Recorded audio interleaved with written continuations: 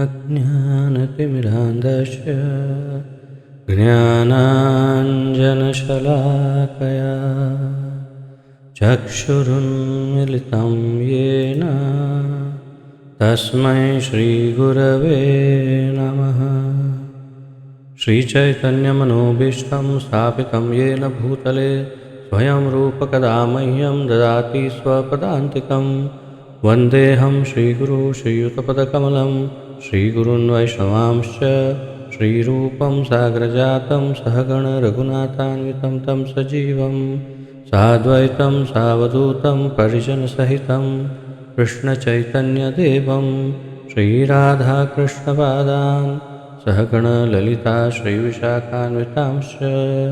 हे कृष्ण करुणा सिंधो दीनबंधो जगत्पते गोपेश गोपिकाकांत राधाकांत नमोस्तुते। तप्त कांचन गौरांगी राधे वृंदावनेश्वरी वृषभानुसुते देवी प्रणमामि हरिप्रिये। वाञ्छाकल्पतरुभ्यश्च कृपा सिन्धुभ्य एव च पतितानां पावनेभ्यो वैष्णवेभ्यो नमो नमः। अनंतकोटि वैष्णववृंद की जय। नारायणं नमस्कृत्य नरं चैव नरोत्तमं देवीं सरस्वतीं व्यासं ततो जयमुदीरयेत्। शृण्वतां सकथा कृष्ण पुण्यश्रवणकीर्तनः हृद्यन्तस्तो यभद्राणि विद्युनोति सुहृत्सतां। नष्टप्रायेषु अभद्रेषु नित्यं भागवत सेवया भगवति उत्तमश्लोके भक्तिर्भवति नैष्ठिकी। ओम नमो भगवते वासुदेवाय। ओम नमो भगवते वासुदेवाय।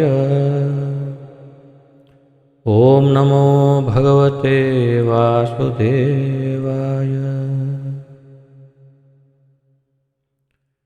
नमः ओं विश्वपादाय कृष्णप्रेष्ठाय भूतले श्रीमते जयपताका स्वामिन् इति नामिने। नमो आचार्यपादाय निताय कृपाप्रदायने गौरकथाधामदाय नगरग्रामतारिणे। नमः ओं विष्णुपादाय कृष्णप्रेष्ठाय भूतले श्रीमते भक्तिवेदांत स्वामिन् इति नामिने। नमस्ते सारस्वते देवे गौरवाणी प्रचारिणे निर्विशेष शून्यवादी पाश्चात्य देशतारिणे।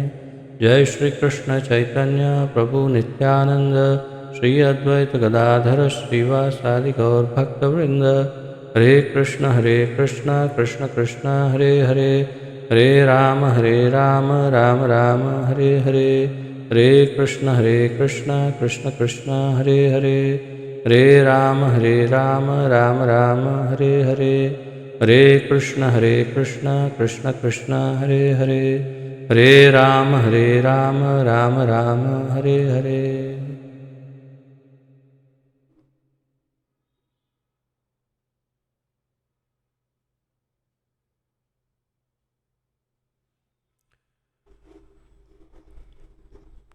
आप सबका बहुत बहुत स्वागत है आज के इस अति दुर्लभ अति महत्वपूर्ण ज्ञान भक्ति तथा प्रेम भक्ति युक्त इस ज्ञान यज्ञ में, इसके अंतर्गत हम सम्मिलित रूप से सभी शास्त्रों में सर्वाधिक महत्वपूर्ण श्रीमद् भागवत महापुराण का सम्मिलित अध्ययन कर रहे हैं। इसका आलेखन हमारे इस्कॉन के संस्थापक आचार्य श्री श्रीमद् अभय चरणारविंद भक्ति वेदांत स्वामी श्रील प्रभुपाद जी ने किया है। श्रील प्रभुपाद की जय।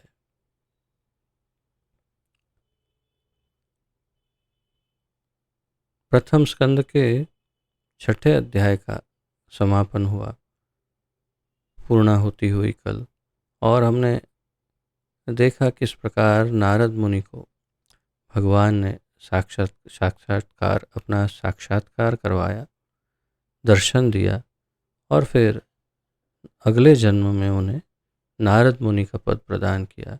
उसकी संपूर्ण गाथा हमने नारद मुनि के स्वमुख से सुनी।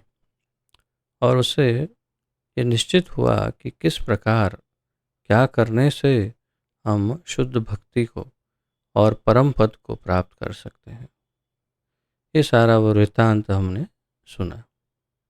अब आज अध्याय का, प्रथम स्कंद के 7वें अध्याय का हम प्रारंभ करेंगे। उससे पूर्व पिछले 3 श्लोकों का अल्प अध्ययन करके फिर हम आज के इस नए अध्याय का प्रारंभ करेंगे। तो कल हमने अंतिम 3 श्लोकों में देखा, 36वें श्लोक में नारद मुनि बताते हैं, आप सब पढ़ पा रहे हैं स्क्रीन पर। नारद मुनि बताते हैं कि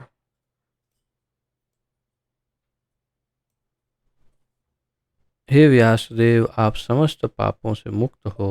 हे अनघः,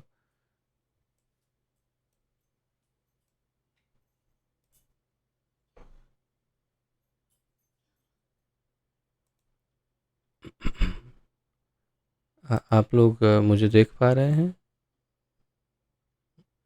क्योंकि बीच में केबल हिल गया था, इसलिए वीडियो का प्रसारण बंद हो गया था।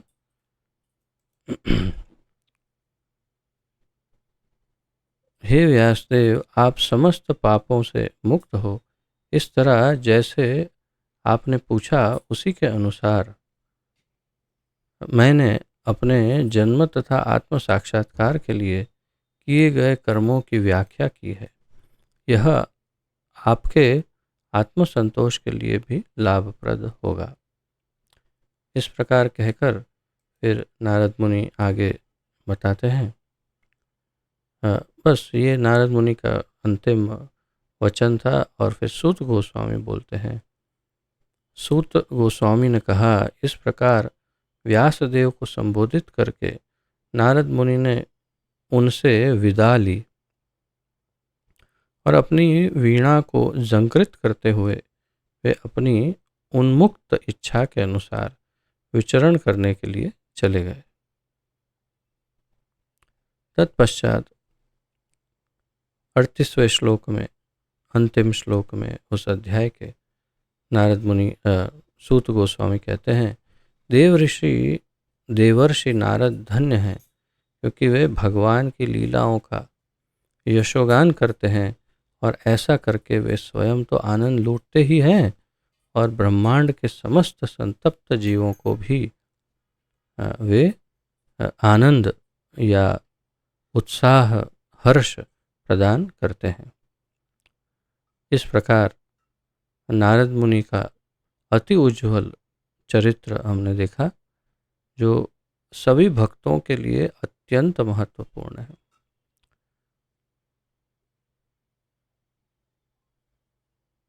किसी को बुरा नहीं बोलना चाहिए या श्राप नहीं देना चाहिए, किंतु श्राप ही निकलता है उन टीवी और फिल्म वालों पर जिन्होंने इतने अद्भुत महाभागवत भक्त के चरित्र को ऐसा चित्रित किया है फिल्मों में और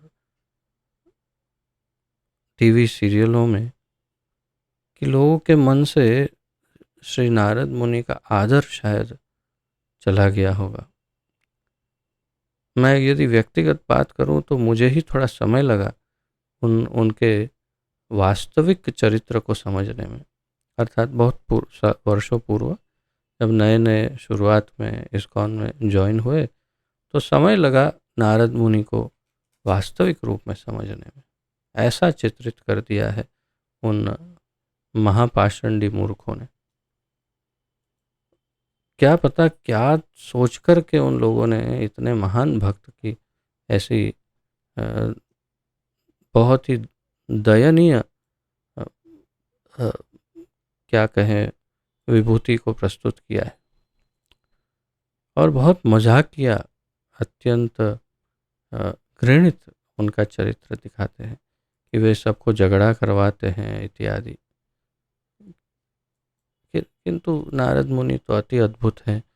आपको ये बता दूं, इस पर अगर मंथन करें, चिंतन करें, तो भगवान के 12 महाजन महान भक्त सर्वश्रेष्ठ भक्तों का नाम भागवत में है। स्वयंभू नारद शंभु इत्यादि 12 महाजनों का नाम है। उनमें नारद मुनि भी है और अन्य 11 जन भी हैं, किंतु इनमें से केवल 2 जन मेरी जानकारी में हैं कि जो भगवान के महारास में प्रविष्ट हो पाए। उनमें से एक है महादेव स्वयं साक्षात शंभु, जो भगवान की दिव्य रास लीला में प्रविष्ट हो पाए, और दूसरे हैं नारद मुनि। यहाँ पर ब्रज में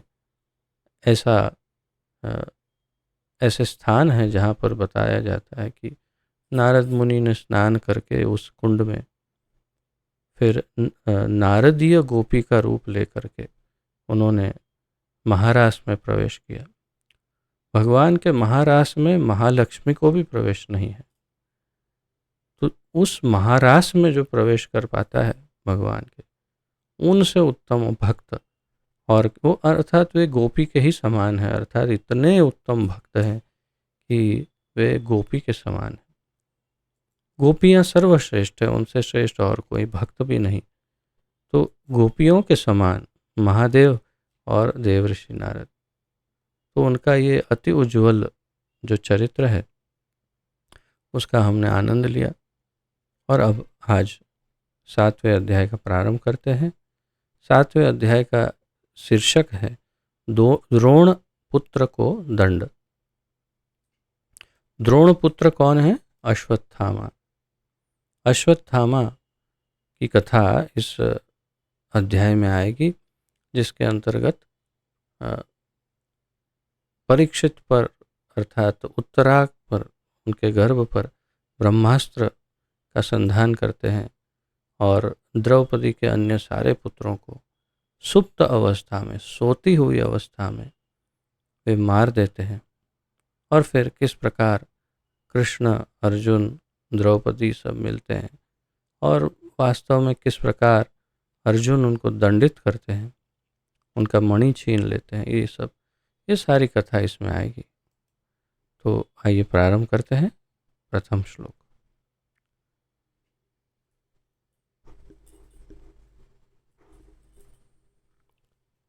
शौनक उवाच निर्गते नारदे सूत भगवान् बादरायणः श्रुतवांस्तदभिप्रेतं ततः किमकरोद् विभुः। शौनक उवाच निर्गते नारदे सूत भगवान् बादरायणः श्रुतवांस्तदभिप्रेतं ततः किमकरोद् विभुः।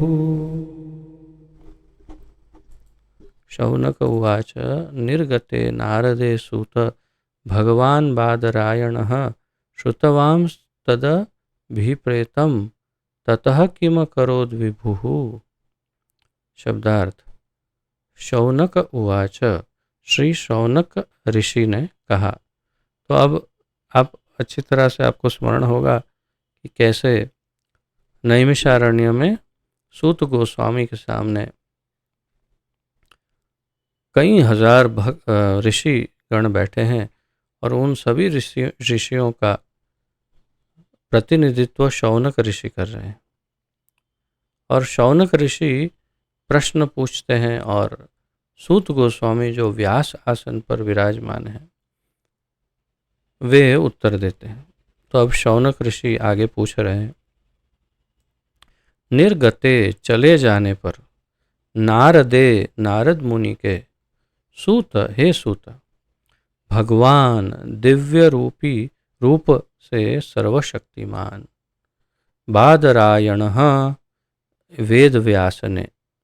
तो वेद व्यास जी, भगवान वेद व्यास, बादरायण तो बद्रिक आश्रम, जो खैर इसका काफ़ी वर्णन आगे आएगा व्यास देव के आश्रम का और बद्री जो क्या होता है बद्री आदि, वो सब हम आगे चर्चा करेंगे। तो बादरायण वेद व्यास ने, श्रुतवान सुना, तत तत् त आधा है तो तत् उसका, अभिप्रेतम मन की इच्छा मनोवांछा, ततः तत्पश्चात, किम क्या, अकरोत किया, विभुः महान ने, अर्थात महान व्यास जी ने फिर क्या किया आगे ये पूछ रहे हैं।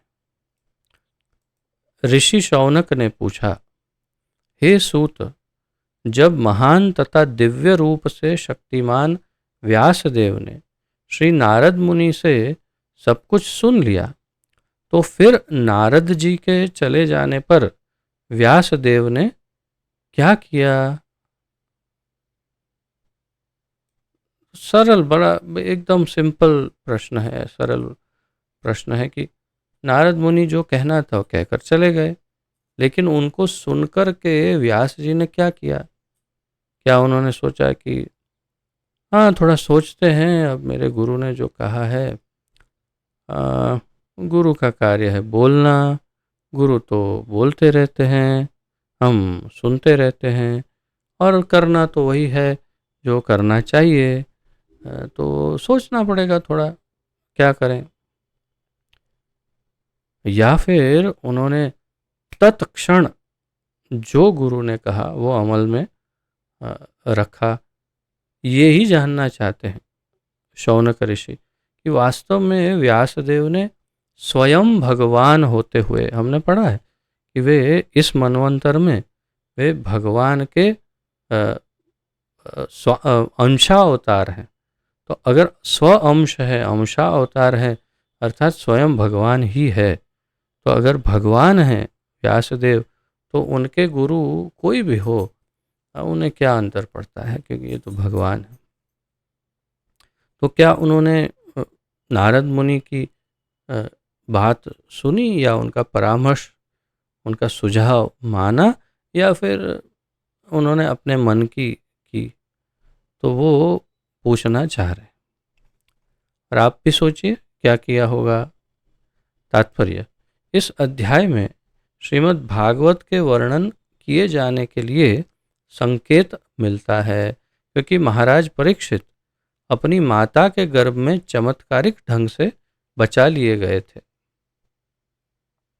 यह घटना आचार्य द्रोण के पुत्र द्रोणी अश्वत्थामा के कारण घटित हुई, जिसने द्रौपदी के 5 पुत्रों को सोते हुए, अब यहाँ हिंदी में थोड़ी गड़बड़ है, तो यहाँ लिखा है सोते हुए में मार डाला अर्थात बिल्कुल फिल्मी ढंग से लिखा है, लेकिन हम उसे शुद्ध हिंदी में कहेंगे, उनको सोते हुए ही मृत्यु दे दी या तो मार दिया, और जिसके लिए अर्जुन ने उसे दंडित किया।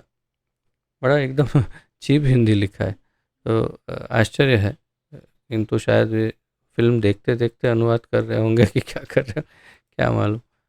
मार डाला बहुत ही निम्न कक्षा का हिंदी है।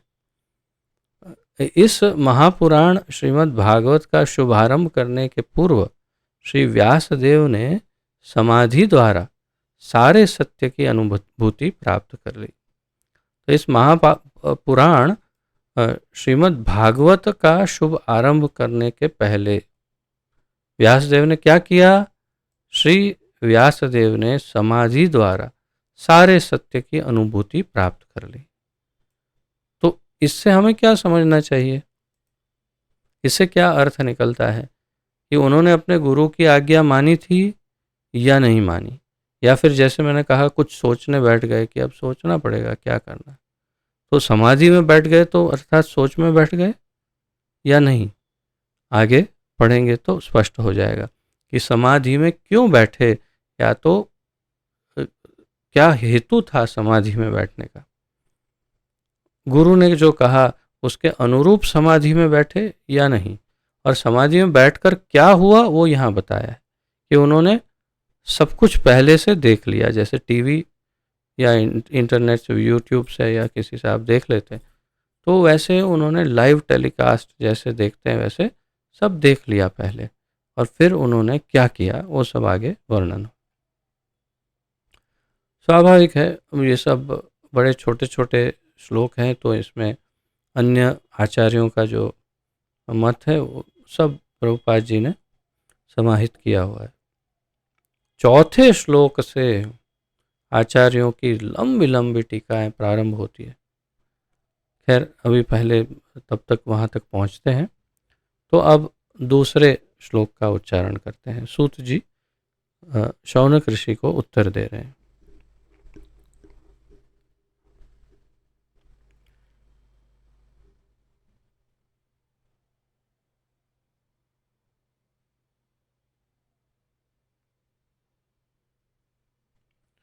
सूत उवाच ब्रह्मनद्यां सरस्वत्याम् आश्रमः पश्चिमे तटे शम्याप्रास इति प्रोक्त ऋषीणां सत्रवर्धनः। सूत उवाच ब्रह्मनद्यां सरस्वत्याम् आश्रमः पश्चिमे तटे शम्याप्रास इति प्रोक्त ऋषीणां सत्रवर्धनः। सूत उवाच ब्रह्मनद्यां सरस्वत्याम् आश्रमः पश्चिमे तटे शम्याप्रास इति प्रोक्त ऋषीणां सत्रवर्धनः। शब्दार्थ।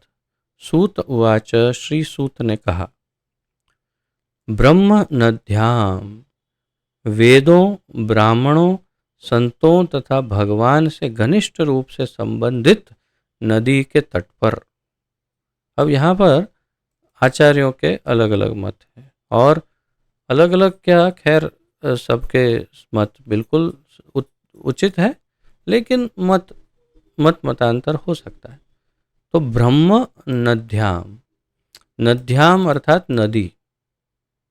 कैसी नदी? ब्रह्म नदी, ब्रह्म नद्याम। अब श्रील जीव गोस्वामी ने अमरकोश नाम की जो संस्कृत डिक्शनरी है या शब्दकोश है, जो संस्कृत का डिक्शनरी जिसमें एक शब्द के अर्थ समझाए जाते हैं, एक एक शब्द, तो उससे उन्होंने बताया श्रील जीव गोस्वामी के अमरकोश में ब्रह्म शब्द का क्या क्या अर्थ है वो पहले समझो। तो ब्रह्म शब्द का अर्थ है वेद, ब्राह्मण या भगवान या ब्रह्मा, या ऐसे अनेक अर्थ उन्होंने बताए, बहुत सारे अर्थ बताए। अब आप सोचो कि ब्रह्म नद्याम का अर्थ क्या करोगे? वेदों की नदी, या ब्राह्मणों की नदी, या ब्रह्मा जी की नदी, या संतों की नदी, या भगवान की नदी, या क्या, किस रूप में इसे आप कहोगे? ब्रह्म नद्याम का क्या अर्थ? तो श्रील वल्लभाचार्य कहते हैं ब्रह्मा जी ने सरस्वती नदी का स्थापन किया, तो इसीलिए ब्रह्म नद्याम, ऐसा श्रील वल्लभाचार्य जी का मत है। सबका अलग अलग अभिमत है इसमें। तो प्रभुपाद जी ने इस प्रकार समझाया, वेदों, ब्राह्मणों, संतों तथा भगवान से घनिष्ठ रूप से संबंधित नदी के तट पर, अर्थात सभी को जश दे दिया, सबके साथ कनेक्टेड है ये नदी, बड़ी महत्वपूर्ण है। सरस्वत्याम, सरस्वती के, आश्रम, ध्यान के लिए कुटी। देखिए किस प्रकार उन्होंने आश्रम शब्द का अनुवाद किया है, इस पर आप ध्यान दे सकते हैं। इंग्लिश में क्या लिखते हैं Prabhupada ji? Cottage for meditation. Cottage यानी एक छोटा सा घर, या कुटिया भी कह सकते हैं। कॉटेज एक्चुअली हट यानी कुटिया होता है, परंतु कॉटेज एक सामान्य घर को भी कह सकते हैं। परंतु हिंदी अनुवादक श्री ने उसका अनुवाद कुटिया कर दिया, कुटी कर दिया, तो बहुत उचित किया है। वैसे तो ध्यान के लिए तो कुटी ही हो। तो आश्रम यानी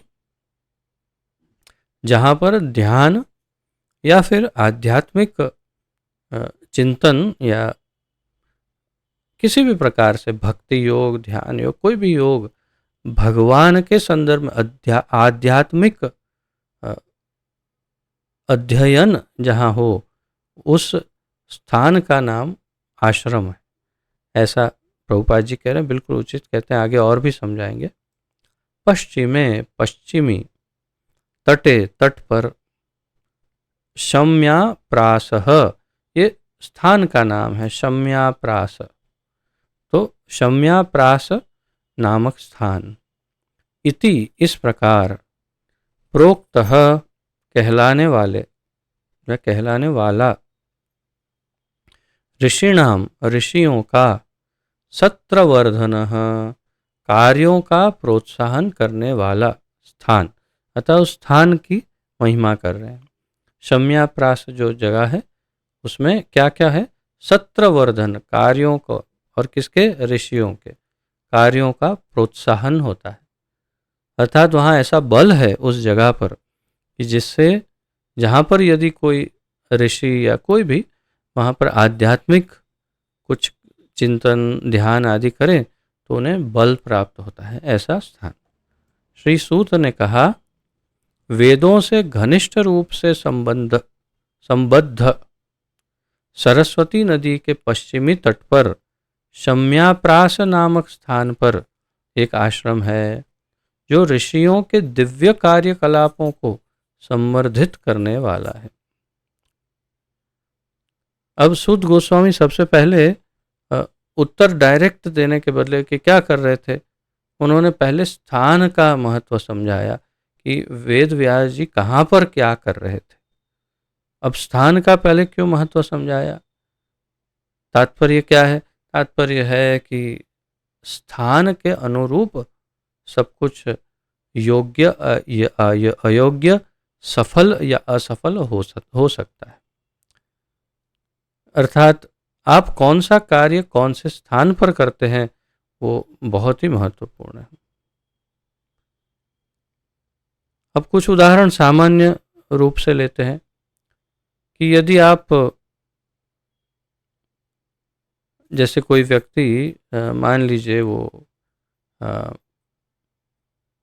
सोना चाहता है, शयन करना चाहता है आराम से एकदम, तो उसे शांतिपूर्ण कोई स्थान चाहिए। वो यदि किसी क्रिकेट के मैदान में जहाँ मैच चल रहा हो उसके बीच में सोने का प्रयास करे तो वहाँ कितना हल्ला, कितना कितना शोर होगा। या किसी भरे बाजार में फिर भी लोग सो जाते हैं, मार्केट में देखा है हमने कहीं। तो वहाँ अगर सोने का प्रयास करे तो कैसे होगा? उन अनुचित स्थान है और प्रयास उसका विफल होगा या फल जो मिलेगा वो पर्याप्त नहीं मिलेगा, पूर्ण फल नहीं मिलेगा। ऐसे और दूसरा कोई उदाहरण ले सकते हैं। जैसे कोई व्यक्ति यदि मानिए कि बहुत ही उन्नत कक्षा में वो पढ़ाई लिखाई आदि कर रहा है, अर्थात 12वीं कक्षा या तो कोई मेडिकल की एग्ज़ाम या कोई ऐसी बहुत ही उत्तम उसको पढ़ाई करनी है, तो उसको फुल कंसंट्रेशन चाहिए, एकाग्रता चाहिए। तो ऐसा वातावरण चाहिए जहाँ पर कोई आवाज़ ना हो और जहाँ पर इतनी अनुकूलता ना हो कि नींद आ जाए। अर्थात बिल्कुल शांत हो किंतु इतनी अनुकूलता ना हो कि जहाँ नींद आए। अन्यथा एसी चालू है और ठंडा है और शांत भी है तो नींद आ जाएगी। तो अनुरूप, उसके अनुरूप स्थान होना चाहिए। अब वो किसी एकदम आलीशान महल में, शांत कमरे में, बहुत ही मुलायम गद्दे पर और अच्छे से एसी चला करके पढ़ने बैठे तो गया काम से, वो उसका वर्ष जाएगा, क्योंकि वो कैसे नींद ही आ जाएगी। तो स्थान का कितना महत्व है, वो क्या कार्य कर रहा है उस पर बहुत कुछ निर्भर कर रहा है। और विभिन्न प्रकार के कार्य आप अपना सोनी काम कभी किसी रास्ते पर बैठकर नहीं कर सकते, या फिर कोई डॉक्टर जो है अस्पताल में जो मरीजों को देखते हैं वो किसी अन्य स्थान पर बैठकर अपना कार्य, तो सबके लिए अनुरूप स्थान, उपयुक्त स्थान बहुत जरूरी है। इसीलिए यहाँ पर स्थान को पहले समझाया कि ये बहुत ही बड़ा कार्य करना था, श्रीमद् भागवत को लिखना है, तो उसका संपूर्ण ज्ञान तो पहले मिलना चाहिए। नारद मुनि आदेश दे करके वहाँ से प्रस्थान कर गए, लेकिन अब उन सारी घटनाओं को, वैसे तो उन्होंने थोड़ा थोड़ा पहले से लिखा था, किंतु सब कुछ फिर से एकदम क्लियर करके फिर आगे बढ़ना होगा और ध्यान का सहारा लेना होगा देखने के लिए उन घटनाओं को, क्योंकि उनके उनके सामने तो नहीं हो रही है घटना, तो उन्हें ध्यान से उन घटनाओं को टीवी की तरह देखना होगा और फिर लिखना होगा।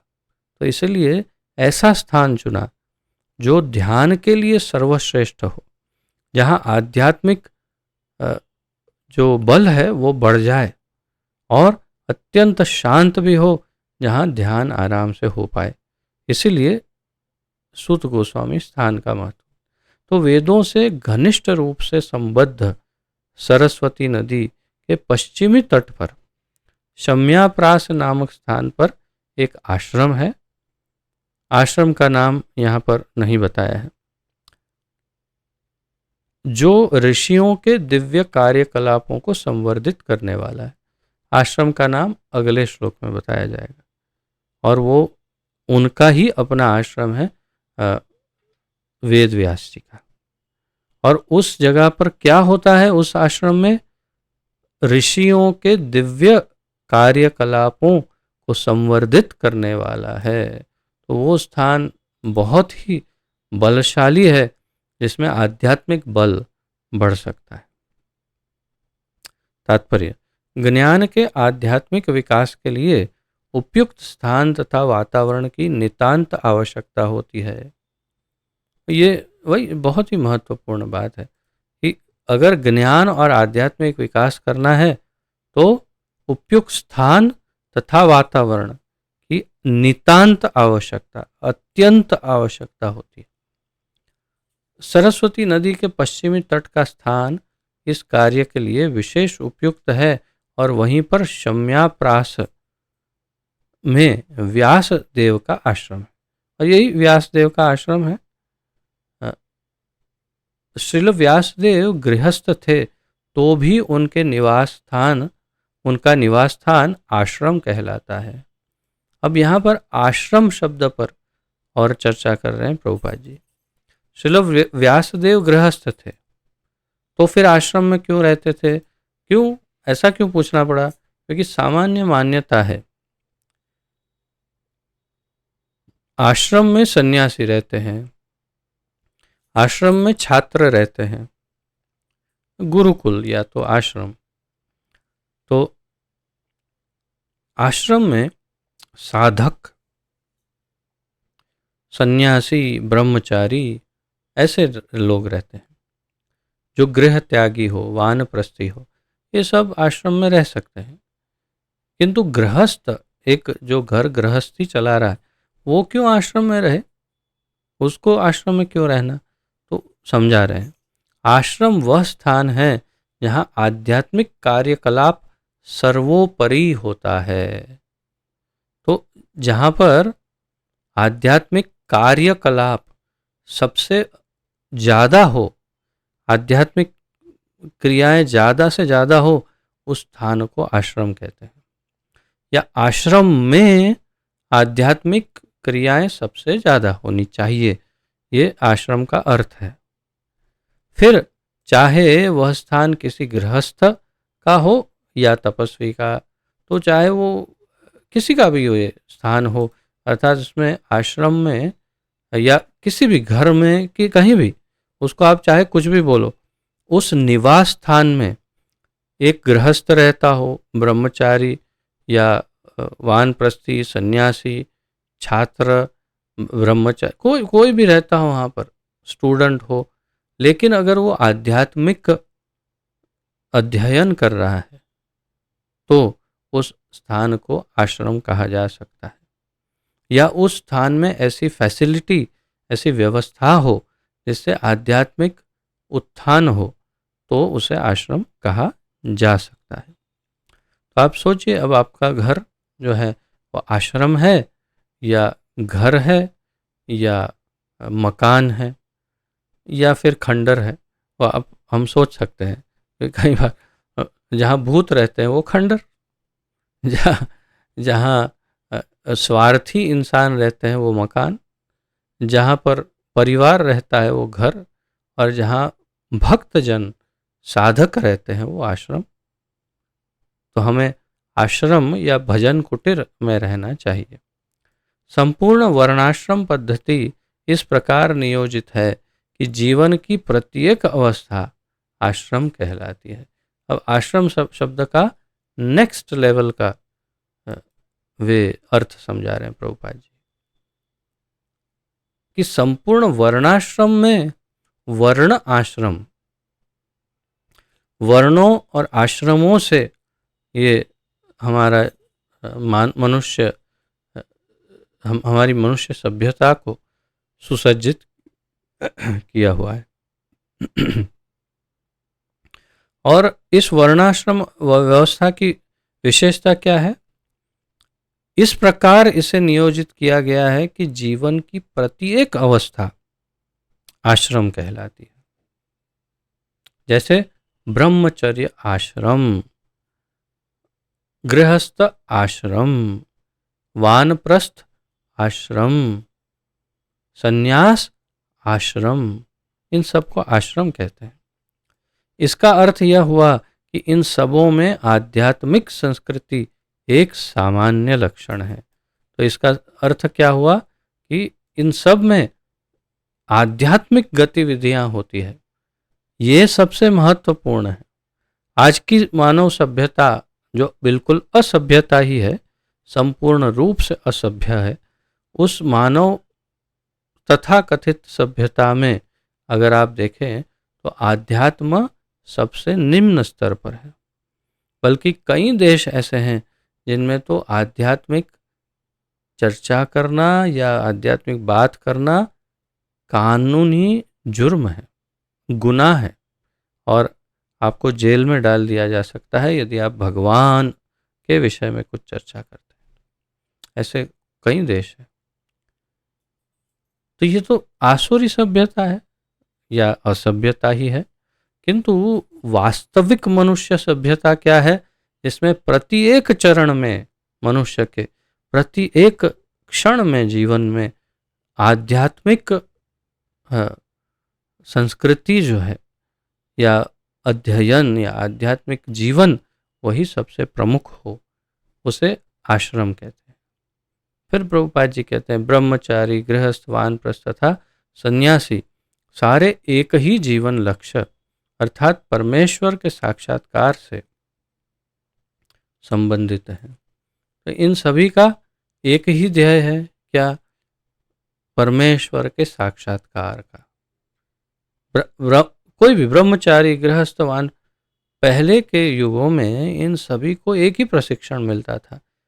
एक ब्रह्मचारी को प्रशिक्षण मिलता था वैदिक ग्रंथों का, आध्यात्मिक ग्रंथों का और आध्यात्मिक ज्ञान का, मुख्य रूप से गणित, विज्ञान, भूगोल, सब राजनीति, वो सब था, लेकिन उसका महत्व बहुत कम था और सबसे प्रमुख विषय अध्यात्म। तुम कैसे मुक्त हो सकते हो, भगवान का साक्षात्कार कैसे हो सकता है, इस मनुष्य जीवन का लक्ष्य क्या है। गृहस्थ तो भाई शादी हो गई तो अब क्या करना है?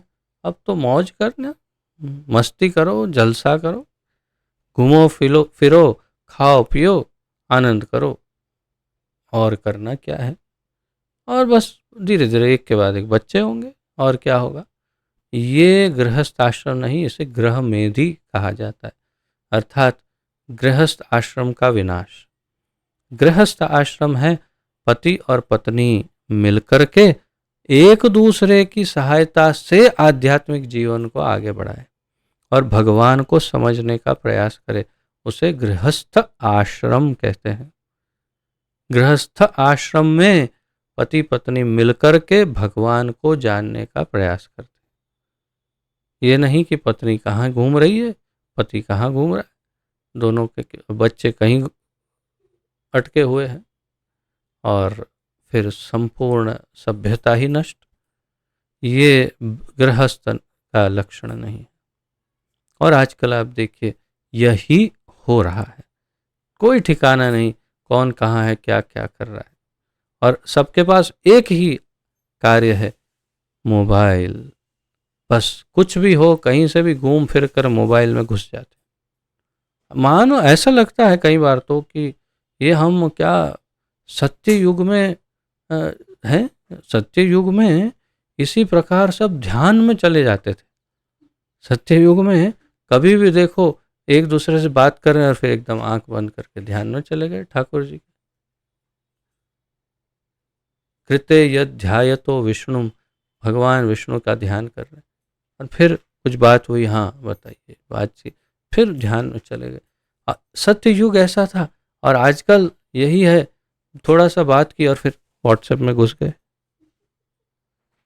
फेसबुक व्हाट्सएप पे, हाँ क्या हुआ, अच्छा फिर व्हाट्सएप में घुस गए। बस तो ये बिल्कुल सत्य युग जैसा दिखता है ये पिक्चर, किंतु बहुत ही बुरी अवस्था है।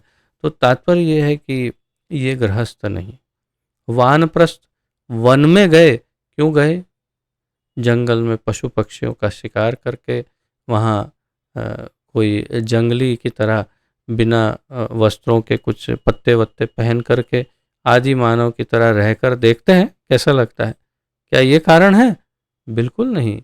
वन में जा कर के समाधि, ध्यान आदि भक्ति योग के द्वारा या किसी भी अन्य योग से भगवान को जानने का प्रयास। इसलिए वानप्रस्थ आश्रम।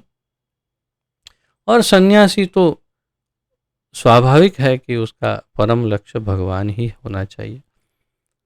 अतएव जहाँ तक आध्यात्मिक संस्कृति की बात है, इनमें से कोई भी कम महत्वपूर्ण नहीं। यह है ब्रह्म वाक्य, यह है स्वर्णिम वाक्य, अत्यंत महत्वपूर्ण, अतिशय अतिशय महत्वपूर्ण वाक्य। क्या? जहां तक आध्यात्मिक संस्कृति की बात है, चारों में से कोई भी आश्रम कम महत्वपूर्ण नहीं है। चारों एक समान ही मान सकते हैं, भले ही अंतर देखा जाता है, लेकिन फिर भी इनमें से किसी भी आश्रम के द्वारा भगवान की प्राप्ति की जा सकती है, चाहे ब्रह्मचर्य, गृहस्थ, वानप्रस्थ या सन्यासी। क्यों? क्योंकि चारों का ध्येय एक ही है। इसलिए चारों आश्रम का मूल उद्देश्य भगवान ही है। अंतर तो केवल वैराग्य के आधार पर औपचारिकता का होता है। ये भी बड़ा बहुत ही महत्वपूर्ण वाक्य है, ब्रह्म वाक्य ही, कि ये औपचारिकता का अंतर है। क्या औपचारिकता? वैराग्य के आधार पर औपचारिक। किसमें कितना वैराग्य है? स्वाभाविक है कि गृहस्थ को कम वैराग्य होगा, ऐसा सामान्य रूप से होता है। उसको कहीं ना कहीं अनुरक्ति या आसक्ति होगी, स्वाभाविक। किंतु उसी की तुलना में यदि संन्यास आश्रम को देखें तो वो तो उसको ट्रेनिंग ही ऐसी मिली है कि वो सब कुछ छोड़ करके बिल्कुल एक वैरागी जैसा जीवन जीता है, तो उसका वैराग्य थोड़ा अधिक हो सकता है। बस ये एक अंतर है, अन्यथा चारों में कोई अंतर नहीं। यहाँ तक प्रभुपाद जी कह रहे हैं, अंतिम वाक्य पढ़िए, सन्यासी अपने व्यवहारिक वैराग्य के बल पर ही सम्मान की दृष्टि से देखे जाते हैं। तो सन्यासियों को क्यों, हाँ, क्या कारण है कि उनको सम्मान दिया जाता है अधिक?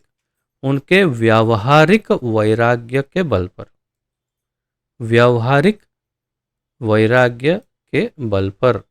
व्यवहारिक वैराग्य क्या होता है? अर्थात वे अपने व्यवहार में वैराग्य को प्रदर्शित करते हैं, और आडंबर नहीं, वास्तविक वैराग्य। जैसे नारद मुनि ने प्रदर्शित किया। नारद मुनि की पूर्व जन्म में माता की मृत्यु होते ही उन्होंने वैराग्य का, परम वैराग्य का प्रदर्शन किया। उन्होंने कहा कोई बात नहीं, ये तो ठाकुर जी की इच्छा से जो होता है सब अच्छा ही होता है, इसमें भी कुछ अच्छा ही हुआ है, चलो अब हम चलते हैं और ठाकुर जी को ढूंढते हैं। ये है वैराग्य, व्यवहारिक वैराग्य। तभी परीक्षा होती है जब ऐसी घटना होती है। तो ये व्यवहारिक वैराग्य के कारण सन्यासी को सबसे अधिक सम्मान की दृष्टि से देखा जाता है। अन्यथा स्मरण रहे, वास्तव में सन्यासियों को भी स्मरण रखना चाहिए कि उनसे कई गुना अधिक श्रेष्ठ भक्त एक अति सामान्य दिखने वाले वेशभूषा में या तो दशा में हो सकता है। आवश्यक नहीं है कि सन्यासी हो गया तो सर्वश्रेष्ठ हो गया या भक्त में सर्वोपरि हो गया, शिरोमणि हो गया, ऐसा कुछ नहीं है। सन्यासी से कई गुना उत्कृष्ट भक्त सामान्य जीव अर्थात गृहस्थ आदि हो सकते हैं। जो भगवान के 12 महाजनों के नाम हैं, उनमें से कितने सन्यासी हैं, कितने ब्रह्मचारी हैं और कितने गृहस्थ हैं, गिनती कर सकते हैं। स्वयंभू ब्रह्मा जी गृहस्थ हैं, नारद जी ब्रह्मचारी, शंभु गृहस्थ हैं और इस प्रकार आप देखिए 4 कुमार हैं, उसमें तो ये ब्रह्मचारी हैं। फिर उसमें प्रहलाद महाराज है तो गृहस्थ हैं। फिर यमराज हैं तो वे भी गृहस्थ हैं। जनक महाराज गृहस्थ हैं। भीष्म देव तो ब्रह्मचारी हैं। इस प्रकार जो जो भी नाम हैं आप उनमें देखें तो इसमें से कई तो गृहस्थ ही है, कुछ कुछ ब्रह्मचारी है, और सन्यासी तो इसमें से किसी का भी नाम सन्यासी मुझे तो स्मरण नहीं हो रहा है। कोई सन्यासी जिन्होंने सन्यास दीक्षा ली हो, ऐसा कुछ वर्णन स्पष्ट नहीं है। तो तात्पर्य क्या है? तात्पर्य यह है कि भगवान की भक्ति या भगवान की प्राप्ति इनमें से किसी भी आश्रम में की जा सकती है। महत्व आश्रम का है।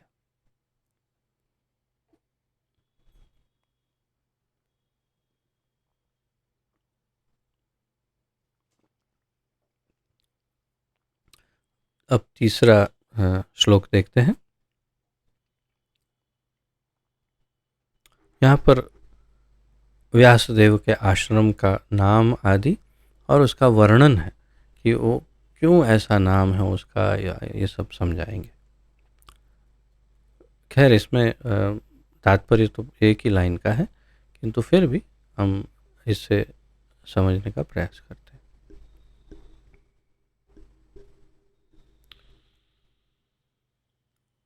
तस्मिन् स्व आश्रमे व्यासो बदरीषण्ड मंडिते आसीनोप उपस्पृश्य प्रणिदध्यौ मनः स्वयं।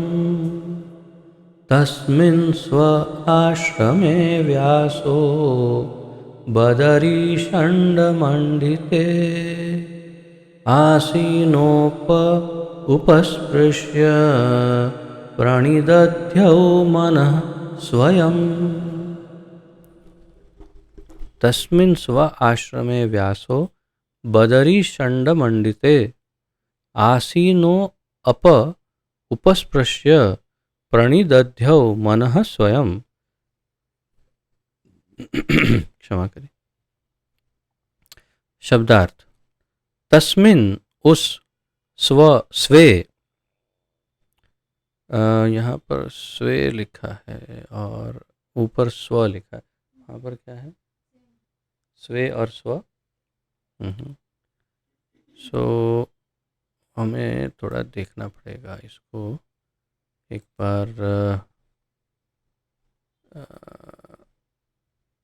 ये है श्रील श्रीधर स्वामी की टीका। तस्मिन् आश्रमे व्यासो हाँ, स्व तस्मिन् स्व है और इसको स्वे किया है। वास्तव में जो उसका अन्वय है यानी कि उसको अलग किया है, उसमें स्वे किया है।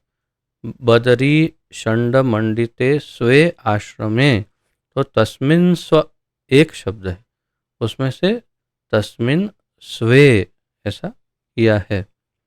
ऐसा हम इसको स्वीकार कर लेते हैं। तो खैर यहाँ पर स्व का स्वे हुआ और ये दो वास्तव में एक ही शब्द होता है, तस्मिन् स्व। तो तस्मिन् उस, स्वे अपनी, आश्रमे कुटिया में, व्यासः व्यासदेव, बदरी बदरी, तो बदरी किसे कहते हैं? बेर। प्रभुपाद जी अंग्रेजी में लिखते हैं बैरी। बैरी का अर्थ बहुत ही विशाल है, अर्थात कई प्रकार की बैरीज होती हैं। ब्लैक बेरी, ब्लू बेरी, ये बेरी, वो बेरी, ये चेरी, वो चेरी, ऐसे अर्थात बहुत सारे ऐसे फल हैं जिसको बदरी बैरी बोलते हैं अंग्रेजी में। तब वो कौन सी वाली बैरी, वो तो स्पष्ट हुआ नहीं, परंतु हिंदी अनुवादक जी ने थोड़ा सा अपना चमत्कार दिखाया। बदरी का वास्तविक अर्थ वास्तव में बेर होता है, तो उन्होंने बेर ही लिखा। तो बेर। षण्ड वृक्ष, मंडिते अर्थात से घिरा, तो किससे?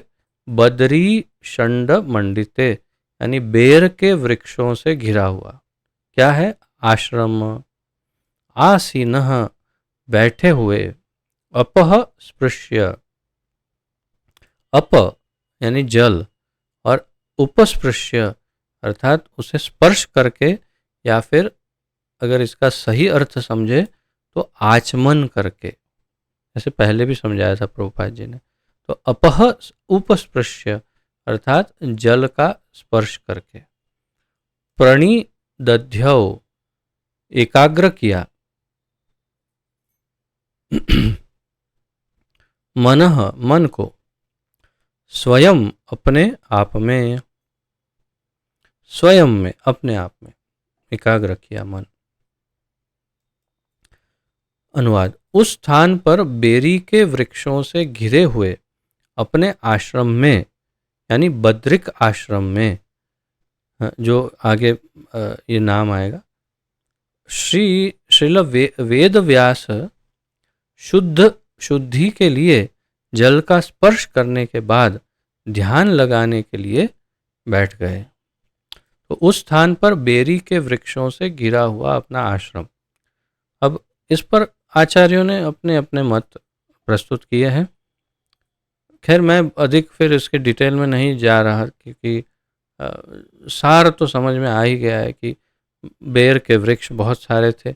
अब सबका अलग अलग मत, जैसे श्रील वल्लभाचार्य कहते हैं कि वही बेर के फल खाते थे और जीते थे, केवल बेर के फल खाकर जीते थे, ऐसा उनका मत है। तो जो खैर सबका ही अपना मत योग्य ही है, परंतु अलग अलग मत। तो बद्रिक आश्रम, या तो जो बदरी षण्ड मंडिते यानी बदरी के वृक्षों से घिरा हुआ आश्रम उनका, जो व्यास देव का स्वयं का आश्रम है, जहाँ बेर के बहुत सारे वृक्ष हैं, वहाँ उन्होंने शुद्ध जल को उन्होंने स्पर्श किया। कौन सा? सरस्वती नदी के जल को स्पर्श किया और फिर ध्यान लगाने बैठे। तो जल को स्पर्श किया अर्थात आचमन किया। ये सभी आचार्य यही समझाते हैं कि आचमन करके। तात्पर्य अब इसमें पढ़िए, यहाँ स्पष्ट हो जाएगा जो हमने पहले पूछा था।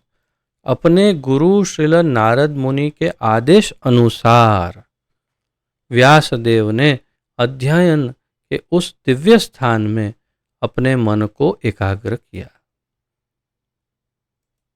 तो उन्होंने ध्यान लगाया कैसे? अपने गुरु श्रील नारद मुनि के आदेश अनुसार। यही सबसे मुख्य बात है कि अब ये जो कर रहे हैं ध्यान, वे अपने गुरु के निर्देश के अनुसार ही कर रहे हैं। और इसके अनुसंधान में श्रील विश्वनाथ चक्रवर्ती ठाकुर बताते हैं, प्रथम स्कंद के 5वें अध्याय के 13वें श्लोक में नारद मुनि कहते हैं, 1.5.13 यू कैन चेक। इसमें वे कहते हैं, नारद मुनि व्यास देव को कहते हैं कि अब आप ध्यान लगाइए, ऐसा कुछ। तो उस आदेश को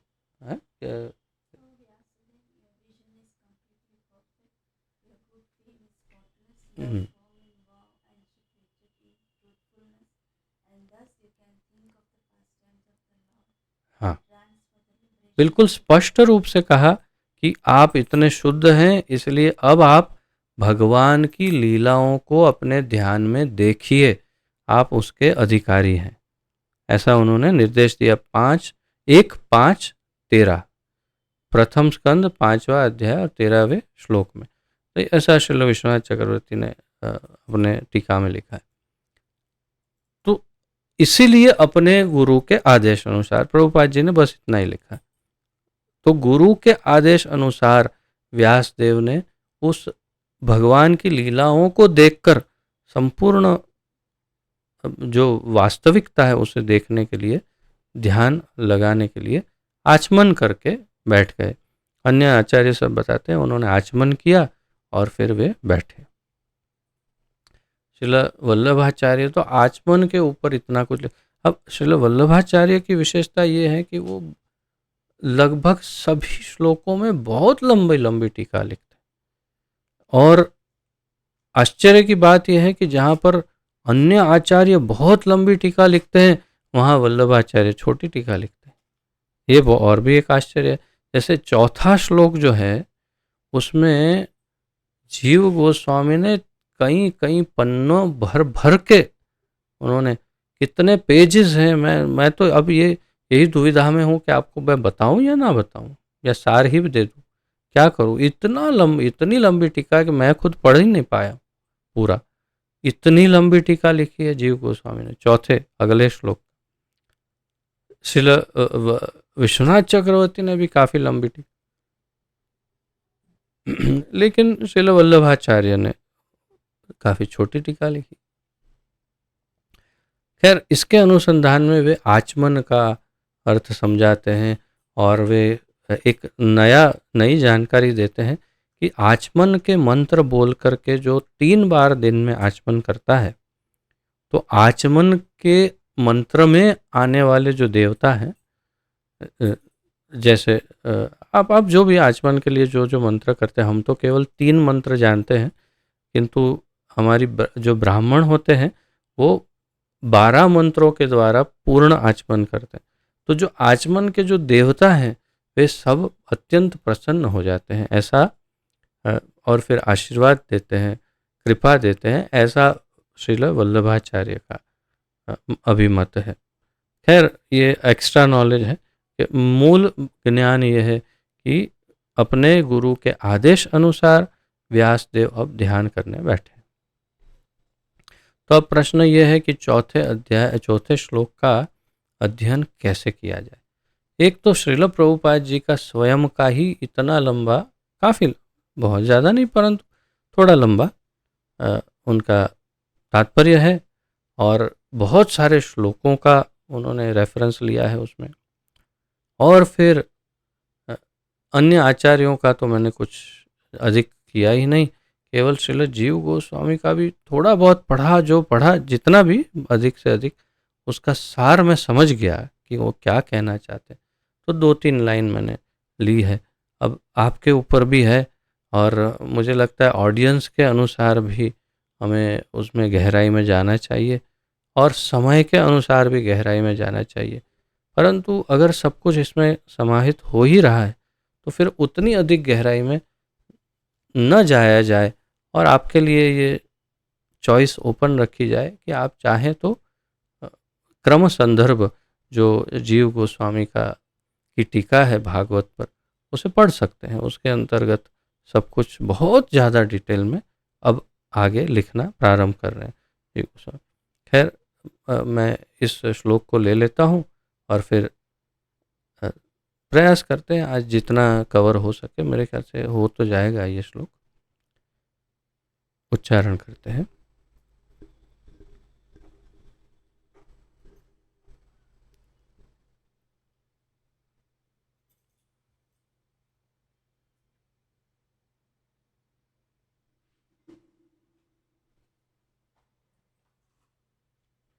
भक्ति योगेन मनसि सम्यक् प्रणीहिते मले अपश्यत् पुरुषं पूर्णं मायां च तदपाश्रयम्। भक्ति योगेन मनसि सम्यक् प्रणीहिते मले अपश्यत् पुरुषं पूर्णं मायां च तदपाश्रयम्। भक्ति योगेन मनसि सम्यक् प्रणीहिते अमले अपश्यत् पुरुषं पूर्णं मायां च तदपाश्रयम्। शब्दार्थ। अत्यंत ध्यानपूर्वक आप एकाग्रता पूर्वक इसे सुनिएगा, क्योंकि ये श्लोक अगर महत्वपूर्ण नहीं होता तो जैसे मैंने बताया आचार्यगण इस पर इतनी अधिक लंबी बड़ी टीका नहीं लिखते। तो सामान्य बुद्धि की बात है, ये अतिशय महत्वपूर्ण श्लोक है। ध्यान में व्यासदेव ने क्या देखा उसका यहाँ वर्णन है। और मेरे निजी मत अनुसार यदि कोई मायावादी के साथ बात कर रहा है और यदि वो मायावादी उन्हें कहें कि माया तो इतनी शक्तिशाली है कि जब भगवान अवतार लेते हैं तो माया के अधीन हो जाते हैं, तो उनको परास्त करने के लिए भी केवल ये एक श्लोक प्रस्तुत किया जा सकता है, जिसमें इतना स्पष्ट रूप से बताया है कि माया भगवान के अधीन है, भगवान माया के अधीन नहीं आ सकते, और वे पुरुष हैं, अर्थात वे व्यक्ति हैं। वे कोई निराकार अव्यक्त कोई काल्पनिक बादल जैसा ब्रह्म नहीं, वे एक व्यक्ति है। वो दोनों बातें इस श्लोक में स्पष्ट हो जाएगी। तो इसलिए ये प्रचारकों के लिए बड़ा महत्वपूर्ण श्लोक है। मैंने निश्चय किया है इसे अवश्य कंठस्थ करना चाहिए, क्योंकि ये प्रचार में बड़ा उपयोगी हो सकता है यदि किसी ऐसे व्यक्ति से पाला पड़े जो माया को उत्तम बताए या फिर भगवान को निराकार बताए। तो भक्ति योगेन मनसि सम्यक प्रणीहिते अमले, तो उन्होंने भक्ति योग से ध्यान किया और उन्होंने क्या देखा? अपश्यत पुरुषम पूर्णम, पूर्ण भगवान, परब्रह्म परमेश्वर भगवान, मायाम च तद अपाश्रयम, तत् अपाश्रयम, अर्थात उनके अधीन, उनकी सेवा में प्रस्तुत माया को भी उनके साथ साथ देखा। पहले शब्दार्थ देखते। तो भक्तिमय सेवा योगेन, संयुक्त होने की विधि द्वारा, योग यानी युज, जुड़ना, तो भक्ति योग अर्थात भक्ति के द्वारा जुड़ना भगवान से, मनसी, मन में, सम्यक, पूर्ण रूप से, प्रणीहिते, संलग्न तथा स्थिर, अमले, निर्मल, अपश्यत, देखा, क्या देखा? पुरुषम, भगवान को, पूर्णम, परम भगवान को। परब्रह्म परमेश्वर को, मायाम शक्ति को, च भी, तत् उसके, अपाश्रयम पूर्ण वश में। ये फिर से अनुवादक जी का बड़ा भयानक यहाँ पर उनकी गलती है। उसके नहीं, उनके, भगवान के पूर्ण वश में। भगवान को उसके उसके थोड़ी करते हैं, भगवान उनके पूर्ण वश में, भगवान के पूर्ण वश में। कौन है? मायाम शक्ति या बहिरंगा शक्ति, जो आगे प्रभुपाद जी इस तात्पर्य में समझाएंगे। तो इस प्रकार उन्होंने भौतिकता में किसी लिप्तता के बिना, भौतिकता में लिप्तता के बिना अर्थात भौतिक संसार से पूरी तरह से निर्लिप्त, भक्तिमय सेवा या भक्ति योग से बंधकर अपने मन को पूरी तरह एकाग्र किया। और फिर इस तरह उन्होंने परमेश्वर के पूर्णतः अधीन उनकी बहिरंगा शक्ति के समेत उनका दर्शन किया। तो भगवान, वो भी परब्रह्म परमेश्वर, पूर्ण भगवान का। तो कौन है परब्रह्म परमेश्वर पूर्ण भगवान? यदि हमें समझ में न आए तो इसलिए श्रील जीव गोस्वामी जो हैं वे इसे स्पष्ट करते हैं। श्रील जीव गोस्वामी, मैंने आपको पहले भी कहा, जीव गोस्वामी ने कई पन्नों भर करके टीका लिखी है, किंतु सार जो मैंने निकाला है तो उन्होंने सबसे पहली लाइन अपने टीका में लिखी, भक्ति योगेन प्रेमणा। और इसका अर्थ है, भक्ति का अर्थ है प्रेम। तो यहाँ भक्ति योग का अर्थ है प्रेम से उन्होंने ध्यान किया। प्रेम से, भक्ति योग से अर्थात प्रेम भक्ति से उन्होंने ध्यान किया भगवान का, इसीलिए भगवान ने उन्हें दर्शन दिए। यदि वे निराकार ब्रह्म का ध्यान करते तो उन्हें ये दर्शन नहीं मिलते जो मिले हैं। और दूसरा उन्होंने क्या बताया? व्यासदेव ने पुरुषम पूर्णम देखा। इसका अर्थ क्या है? इसका अर्थ है व्यासदेव ने स्वयं भगवान श्री कृष्ण को देखा, कृष्ण को देखा। ऐसा जीव गोस्वामी बता रहे हैं कि उन्होंने परम पुरुष को देखा, अर्थात उन्होंने पूर्ण पुरुष, और परम पुरुष का अर्थ है कि उन्होंने भगवान श्री कृष्ण को देखा, नारायण को नहीं, कृष्ण को देखा। ये ऐसा जीव गोस्वामी बताया।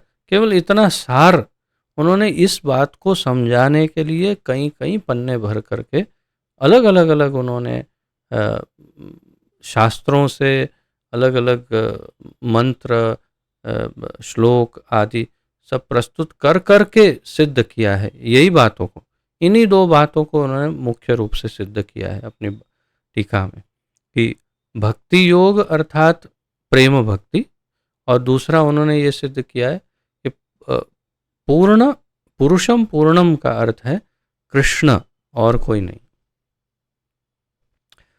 तो खैर आगे इसको देखते हैं और कैसे दर्शन किए। परमेश्वर के पूर्णतः अधीन उनकी बहिरंगा शक्ति के समेत। तो पूर्ण वश में, अपाश्रयम, ये शब्द बड़ा महत्वपूर्ण है, इसे मार्क करते हैं। और यहाँ पर परमेश्वर के पूर्णतः अधीन उनकी बहिरंगा शक्ति के समेत उन्होंने दर्शन किया। बहुत महत्वपूर्ण बात है ये। भगवान के अधीन जो शक्ति है बहिरंगा अर्थात माया। कैसे पता चला माया?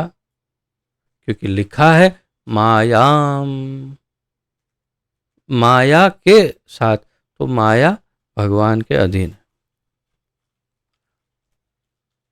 श्रील जीव गोस्वामी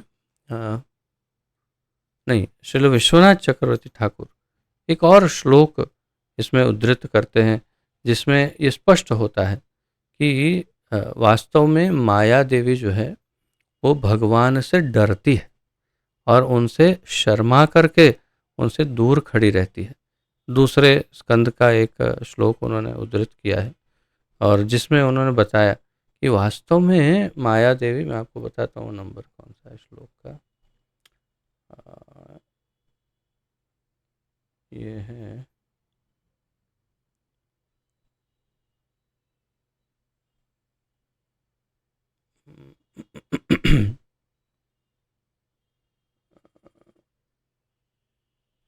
ओ काफी पीछे है, ढूंढने में थोड़ा समय लग जाएगा, आपको मैं फिर कभी बताता हूँ। तो दूसरे स्कंद का एक श्लोक है जिसमें ये भी बड़ा महत्वपूर्ण श्लोक है, इसलिए मैं आपको निश्चित रूप से बताऊंगा उसका नंबर। उसमें लिखा है कि भगवान से डर करके, उनसे शर्मा करके माया देवी उनसे दूर खड़ी रहकर एकदम विनम्रता से खड़ी रहती है। खैर, ये स्पष्ट हो जाना चाहिए कि माया भगवान के अधीन है। परम सत्य का तात्पर्य सम्यक दर्शन केवल भक्ति योग द्वारा ही किया जा सकता है। परम सत्य को अगर जानना है तो भक्ति योग के द्वारा ही जाना जा सकता है। इसकी पुष्टि भगवत गीता में हुई है, प्रभुपाद जी कह रहे हैं। तो ये भगवत गीता में बताया गया। कौन से श्लोकों में? तो 2 श्लोक यहाँ हम प्रस्तुत कर सकते हैं। श्रीमद् भगवद गीता 18.55, 18वें अध्याय का 55वां श्लोक। भक्त्या माम अभिजानाति यावान्यश्चास्मि तत्वतः ततो माम तत्वतो ज्ञात्वा विशते तदनंतरम। यह है 18.55। केवल भक्ति से मुझ भगवान को यथारूप में जाना जा सकता है। केवल भक्ति से, भक्त्या माम अभिजानाति, केवल भक्ति से मुझ भगवान को यथारूप में जाना जा सकता है। जब मनुष्य ऐसी भक्ति से मेरे पूर्ण भावनामृत में होता है तो वह वैकुंठ जगत में प्रवेश कर सकता है। तो यहाँ प्रभुपाद जी लिखते हैं आगे, मनुष्य केवल भक्तिमय सेवा द्वारा ही पूर्ण पुरुषोत्तम भगवान की सही सही अनुभूति प्राप्त कर सकता है और ऐसे पूर्ण ज्ञान के बल पर ही वह भगवत धाम में प्रवेश कर सकता है। ये इसी श्लोक को, और फिर जो दूसरा वैसा ही श्लोक है जो 11वें अध्याय का 54वां श्लोक है, वो था 18.55, यह 11.54। भक्त्यात्मनन्यया शक्य अहम एवं विधोर्जुन ज्ञातुम द्रष्टुम च तत्वेन प्रवेष्टुम च परंतपः। हे अर्जुन, केवल अनन्य भक्ति द्वारा ही मुझे उस रूप में समझा जा सकता है जिस रूप में मैं तुम्हारे समक्ष खड़ा हूँ, और इस प्रकार मेरा साक्षात दर्शन भी किया जा सकता है। केवल इसी विधि से अर्थात भक्ति से तुम मेरे ज्ञान के रहस्य को पा सकते हो। तो ये दोनों श्लोकों से स्पष्ट हो जाता है कि केवल भक्ति से भगवान को प्राप्त किया जा सकता है, समझा जा सकता है और उनके धाम में जाया जा सकता है। निराकार ब्रह्म या अंतर्यामी परमात्मा के अपूर्ण ज्ञान से पूर्ण ब्रह्म की अधूरी प्रतीति करके कोई भगवत धाम में प्रवेश नहीं पा सकता। तो निराकार ब्रह्म का या अंतर्यामी परमात्मा के अपूर्ण ज्ञान से पूर्ण ब्रह्म की अधूरी प्रतीति करके कोई भगवान के धाम में प्रवेश नहीं पा सकता। ये जानता है कि हृदय में भगवान है, लेकिन उनके विषय में कुछ नहीं जानते। ये जानते हैं कि सब कुछ भगवान है, ब्रह्म, लेकिन वो ब्रह्म व्यक्ति है वो नहीं जानते, तो भगवान के धाम में नहीं जा सकते। श्रील नारद ने श्रील व्यासदेव को उपदेश दिया कि वे भगवान तथा उनकी दिव्य लीलाओं के ध्यान में निमग्न हो जाएं।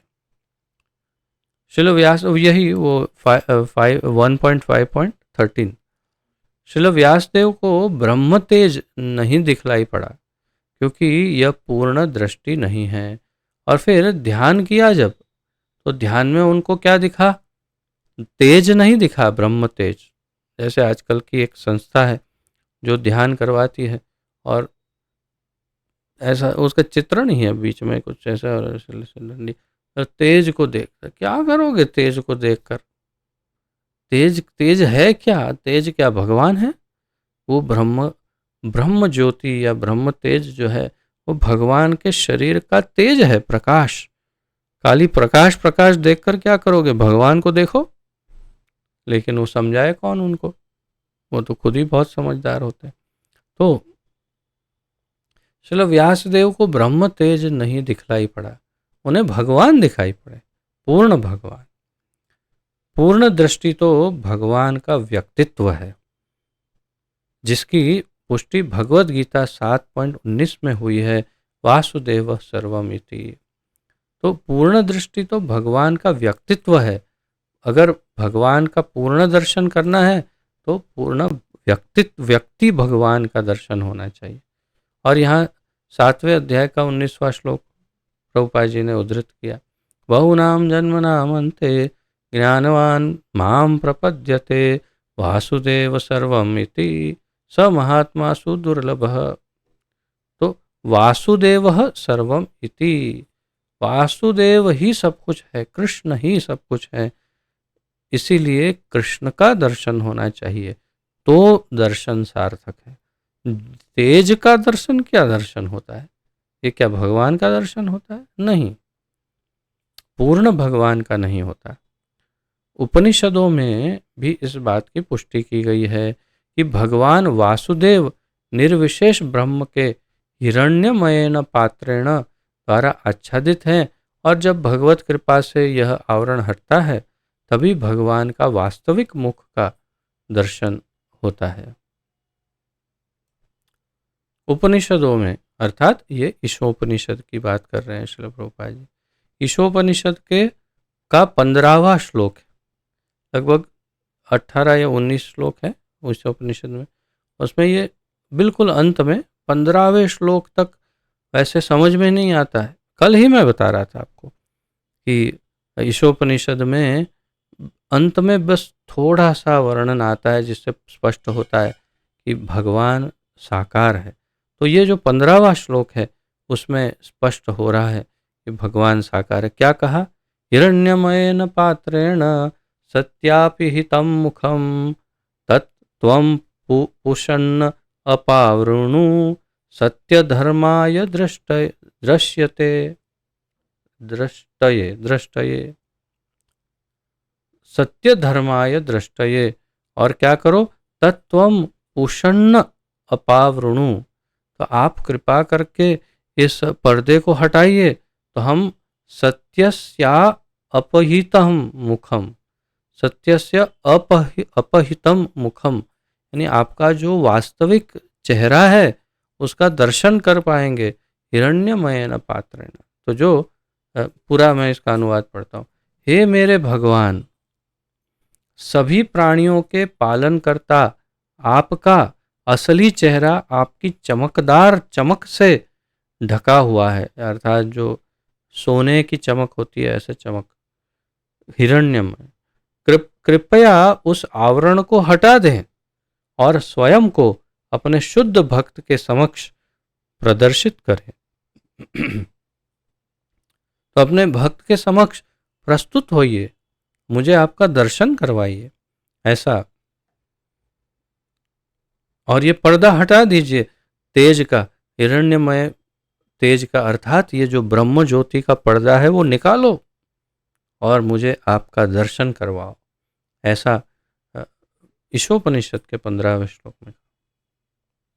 प्रभुपाद जी आगे कहते हैं, परब्रह्म को यहाँ पर पुरुष या व्यक्ति कहा गया है, अर्थात भगवान एक व्यक्ति है, वे एक पुरुष हैं।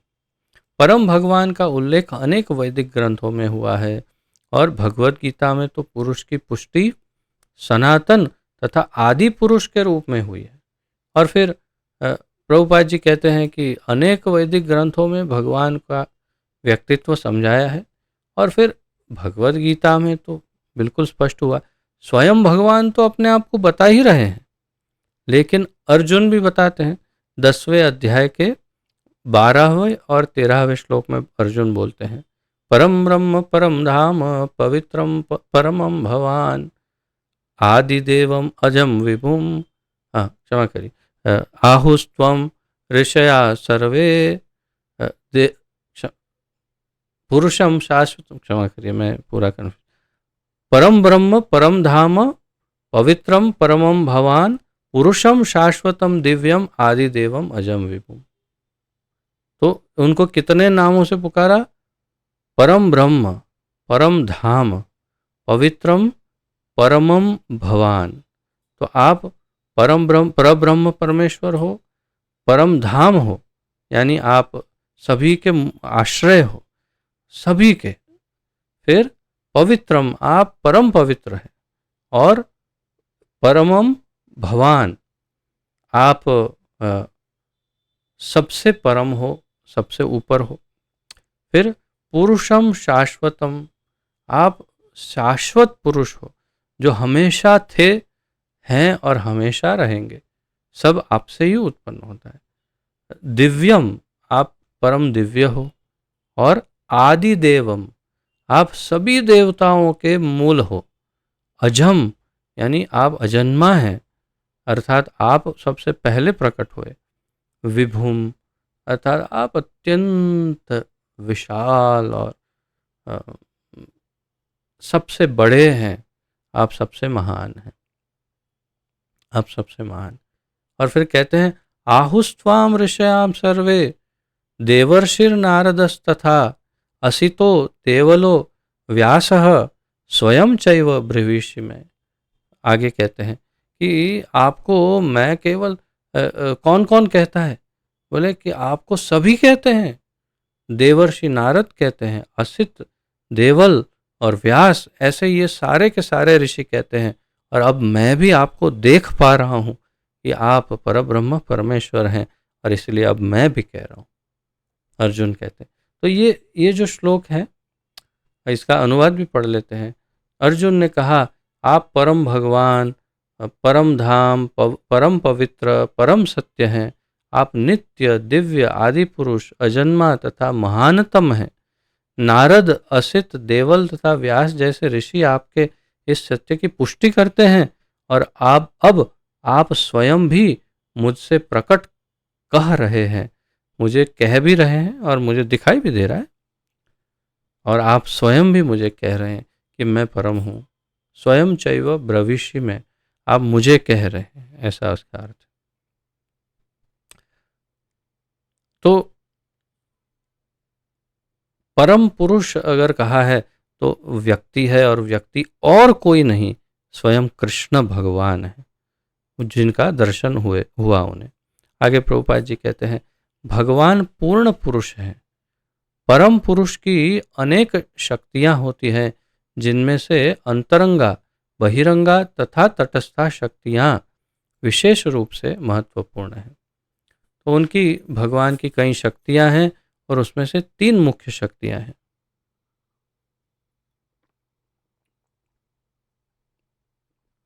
जिसके विषय में हमने पूर्व में बहुत चर्चाएं की है। इसलिए ये अनुमान लगाते हुए और आशा रखते हुए कि आप एकदम स्पष्ट रूप से समझते हैं भगवान की अंतरंगा शक्ति, तटस्था शक्ति और बहिरंगा शक्ति, उनके अवस्थाओं को अच्छी तरह समझते हैं। अंतरंगा कौन है, तटस्था कौन है और बहिरंगा कौन है, ये सब जानते हैं। ये अनुमान लगाते हुए मैं आगे बढ़ता हूँ। यहाँ पर बहिरंगा शक्ति का वर्णन हुआ है, यानी माया, जैसा कि उसके कार्यकलापों के वर्णनों से स्पष्ट हो जाएगा। अंतरंगा शक्ति फिर भी प्रभुपाद जी थोड़ा समझाते हैं। परम पुरुष के साथ उसी प्रकार बनी हुई रहती है जिस प्रकार चांद के साथ चांदनी रहती है। चांद और चांदनी, चांद है तो चांदनी है, और चांदनी चांद से कभी अलग नहीं हो सकती। चांदनी तभी है जब चांद है। तो इसी प्रकार जैसे अ, ये उदाहरण दिया, वैसे भगवान और उनकी अंतरंगा शक्ति सदैव साथ ही रहते हैं और वे एक दूसरे को ही आनंद देते हैं। वास्तव में अंतरंगा उनको हमेशा भगवान को आनंद देती है, किंतु बहिरंगा शक्ति उनसे विमुख हो जाती है या तो दूर हो जाती है, उनसे अलग हो जाती है। तो बहिरंगा शक्ति की तुलना अंधकार से की गई है, क्योंकि यह जीवों को अज्ञान के अंधकार में रखती है। तो ये अ, बहिरंगा शक्ति या माया जो है, उसकी तुलना अंधकार से की गई है। अनेक शास्त्रों में भी श्लोक हैं, किंतु चैतन्य चरितामृत का श्लोक है मध्य लीला 22.31। मध्य लीला में कृष्ण सूर्य सम माया है अंधकार, यहाँ कृष्ण तहाँ नहीं मायार अधिकार। तो कृष्ण सूर्य सम, कृष्ण सूर्य के समान है और माया अंधकार है। तो यहाँ माया को अंधकार बताया है। तो अपाश्रयम शब्द इस बात का सूचक है जो हमने बताया कि यह शक्ति पूर्ण रूप से भगवान के वश में होती है। अत्यंत महत्वपूर्ण ये वाक्य कि ये समझने के लिए कि भगवान की शक्ति, सारी शक्तियाँ भगवान के नियंत्रण में होती हैं, और विशेष रूप से बहिरंगा शक्ति माया तो उनके नियंत्रण में है ही। अंतरंगा शक्ति या पराशक्ति माया भी कहलाती है, किंतु यह आध्यात्मिक माया होती है, अर्थात परम जगत में ही यह प्रकट होती है। तो यहाँ पर चित्त शक्ति, अंतरंगा शक्ति या योग माया शक्ति की बात प्रभुपाद जी कर रहे हैं, और कह रहे हैं अंदर अंतरंगा शक्ति को भी, जो पराशक्ति है, माया कहा जा सकता है, किंतु वो किसी श्लोक विशेष में उस प्रकार कहा जाता है, और तब स्पष्ट होता है कि यहाँ अंतरंगा शक्ति की बात है। लेकिन यहाँ पर तो बहुत ही स्पष्ट है कि यहाँ अंतरंगा का नहीं, बहिरंगा यानी माया, महामाया का की बात कर रहे हैं, जो इस भौतिक प्रकृति में है। जब कोई इस अंतरंगा शक्ति के आश्रय में आता है, तो भौतिक अज्ञान का अंधकार तुरंत दूर हो जाता है। तो ये वही कृष्ण सूर्य सम माया है अंधकार, यहाँ कृष्ण तहाँ नाही मायार अधिकार। जहाँ कृष्ण है, सूर्य है, वहाँ अंधकार कैसे हो सकता है? तो जो कृष्ण का आश्रय लेता है, भगवान का आश्रय लेता है, या फिर भगवान की अंतरंगा शक्ति का आश्रय लेता है, वहाँ भी अंधकार दूर हो जाता है, वहाँ से माया चली जाती है। तो इसे मार्क कर सकते हैं। यहाँ तक कि जो आत्माराम है, अर्थात जो समाधिस्थ रहते हैं वे भी इस माया या अंतरंगा शक्ति का आश्रय ग्रहण करते हैं। आत्मारामश्च मुनयः इत्यादि जो श्लोक है, तो वे भी ऐसे आत्माराम मुनि भी भगवान की अंतरंगा शक्ति का आश्रय लेते हैं। ये एक विशेष बात है। भक्तिमय सेवा या भक्ति योग इस अंतरंगा शक्ति का कार्य है, और ये जो भक्तिमय सेवा या भक्ति योग है, वो कौन देता है? हमें अंतरंगा शक्ति देती है। इस प्रकार अपरा शक्ति या भौतिक शक्ति के लिए कोई स्थान नहीं रह जाता। जिस प्रकार आध्यात्मिक प्रकाश के तेज के समक्ष अंधकार को कोई स्थान नहीं मिल पाता, वही यहाँ कृष्ण तहाँ नाही मायार अधिकार, या अंधकार वहाँ नहीं हो सकता। तो ये महत्वपूर्ण पॉइंट है, और ऐसी अंतरंगा शक्ति निराकार ब्रह्म बोध से मिलने वाले आध्यात्मिक आनंद से भी बढ़कर है। और अंतरंगा शक्ति के साथ जो जुड़ाव है, वो जो निराकार ब्रह्म में कैवल्य आनंद, केवल आनंद, कैवल्य आनंद जो प्राप्त होता है उससे तो कई करोड़ों कोटि बढ़कर आनंद मिलता है। भगवद गीता में कहा गया है कि निराकार ब्रह्म तेज भी भगवान श्री कृष्ण के परम व्यक्तित्व से उद्भूत है। तो ब्रह्म तेज या ब्रह्म ज्योति या निराकार ब्रह्म भी तो भगवान के अपने शरीर से उत्पन्न होकर भगवान स्वयं इसकी स्थापना करते हैं। जैसे भगवद गीता में 14वें अध्याय के 27वें श्लोक में भगवान कहते हैं, ब्रह्मणो ही प्रतिष्ठाहम अमृतस्य अव्ययस्य च शाश्वतस्य च धर्मस्य सुखस्य एकांतिकस्य च। 14.27 ब्रह्मणो ही प्रतिष्ठा हम, मैंने ब्रह्म को स्थापित किया है। ये ब्रह्म जो है उसका प्रतिष्ठा करने वाला मैं हूँ। अब ये बताइए, प्रतिष्ठा करने वाला बड़ा है या उसकी प्रतिष्ठा की हुई वस्तु बड़ी है? तो ब्रह्म बड़ा है कि व्यक्ति भगवान कृष्ण बड़े हैं? कृष्ण बड़े हैं, क्योंकि उन्होंने इस ब्रह्म को स्थापित किया है। और इसलिए यहाँ पर कहा, और मैं ही उस निराकार ब्रह्म का आश्रय हूँ जो अमृत्य, अमर्त्य, अविनाशी तथा शाश्वत है और चरम सुख का स्वाभाविक पद है। ऐसे ब्रह्म तेज को मैंने स्थापित किया, ऐसा भगवान कहते हैं। साक्षात श्री कृष्ण के अतिरिक्त अन्य कोई परम पुरुष नहीं हो सकता, जैसा कि आगे के श्लोकों में बताया जाएगा। तो साक्षात श्री कृष्ण के अतिरिक्त अन्य कोई परम पुरुष नहीं हो सकता, ये ही मुख्य बात है। भगवान श्री कृष्ण ही परम पुरुष हो सकते हैं, जिस बात को श्री जीव गोस्वामी ने अनेक श्लोकों से सिद्ध किया। प्रभुपाद जी ने, हमने जैसे किया, संक्षेप में बता दिया कि अगर परम पुरुष कहा है तो वे स्वयं श्री कृष्ण ही है, और उन्हीं का दर्शन किया और किसी का दर्शन नहीं किया हो सकता है। तो इसी प्रकार हम यहाँ पर आज विराम लेते हैं, क्योंकि मुझे ऐसा लगा कि उतना लंबा तात्पर्य हम देखें उससे अच्छा है उसका सार लेते हैं, और हमने सार ले लिया जो प्रभुपाद जी के इस अंतिम वाक्य में आ गया। तो इस प्रकार यहाँ पर प्रथम 4 श्लोकों का अध्ययन 7वें अध्याय का पूर्ण हुआ।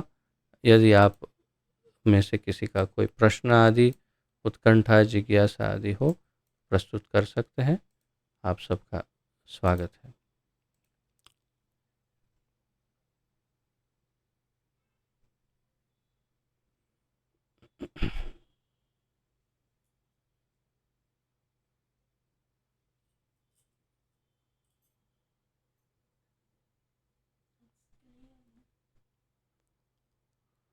ठीक है, इसका अर्थ है कि आप सबको स्पष्ट है सब कुछ, और कोई प्रश्न नहीं है किसी का।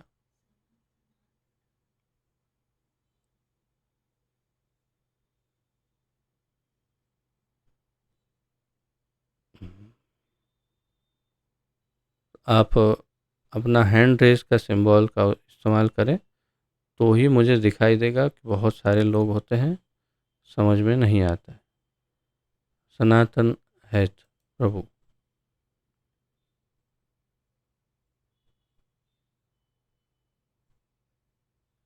माइक बोलिए। हरे कृष्ण प्रभु, दंडवत प्रणाम। जय तिलक प्रभुपाद की जय, गुरु महाराज की जय। तो जी, जो आपने 12 महाजन बोले हो, तो 12 महाजन किसको बोलते हैं और 12 महाजन का अर्थ क्या है? कैसे बने हैं महाजन? बहुत लंबा विषय है, इसलिए मैं आपको अभी इसका अर्थ, समय भी बहुत ज़्यादा आज हो गया है, इसलिए मैं बहुत ज़्यादा लंबा नहीं जाऊंगा। परंतु भगवान के सभी भक्तों में सबसे टॉप मोस्ट भक्त ऐसे 12 जन हैं जिनको आप फॉलो कर सकते हैं, और उनके जैसा आप करेंगे तो आप भी भगवान को प्राप्त कर सकते हैं। उन 12 जनों ने भगवान को प्राप्त किया। ऐसे 12 नाम जो यमराज जी हैं वो अपने जो सेवक हैं उन लोगों को बताते हैं श्रीमद् भागवत में। और उन 12 नामों के बाद ये समझाते हैं कि ये ऐसे भक्त हैं भगवान के जो सर्वश्रेष्ठ भक्त माने जाते हैं सभी भक्तों में। लेकिन इन 12 महाजनों से ऊपर हैं गोपियाँ, और गोपियों में सबसे श्रेष्ठ है श्रीमती राधा रानी। तो उसका वर्णन इस श्लोक में नहीं है, किंतु यदि भक्तों की बात करें तो सबसे बेस्ट 12 महाजन यानी सबसे श्रेष्ठ भक्त भगवान के। और उसमें कौन कौन है? ब्रह्मा जी, शिव जी, नारद मुनि, जनक राजा, 4 कुमार, कपिल ऋषि, फिर और कौन है, ये अपने प्रहलाद, फिर भीष्म, और हाँ स्वयंभू मनु, और कपिल हो गया, और इसके पश्चात और भी बलि महाराज तथा शुकदेव गोस्वामी, और अंत में यमराज। अंत में अर्थात ऐसा नहीं कि लास्ट है, और यमराज। ये 12 महाजन हैं।